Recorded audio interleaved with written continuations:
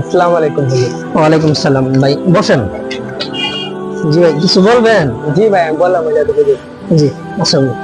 জি, আমি বলছিলাম যে উজু খানায় আমি গিয়েছিলাম, যাওয়ার পরে দেখি উপরে লেখা আছে যে উজু করলে, ভালো করে উজু করলে 8টা জান্নাতের দরজা রেখে আমাদের জন্য খোলা। তখন আমি কি করলাম যে উজু করে যে চলে আসলাম, আর নামাজ আর পড়লাম না।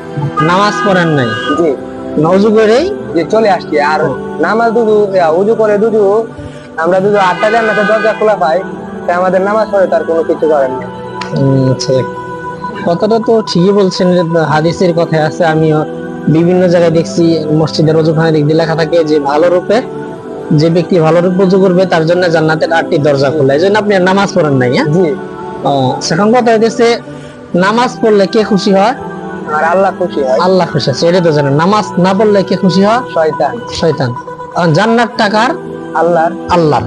তাহলে আল্লাহ যদি আমার জান্নাত দেয়, আল্লাহ যদি খুশি না থাকে, তাহলে কি ওই জান্নাতে গিয়ে আমরা শান্তি পাইবো?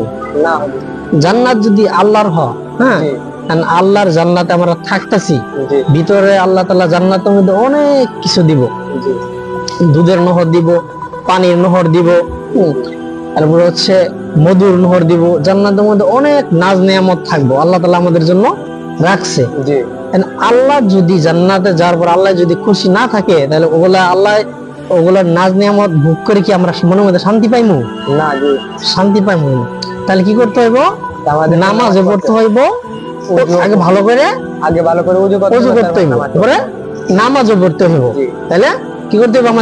আমাদের ভালো করে উযু করতে হবে, ভালো মতো নামাজও পড়তে হবে। তাহলে আমরা এখন কি করবো? সবসময় আগে ভালো করে উযু করবো, এরপরে নামাজ পড়বো।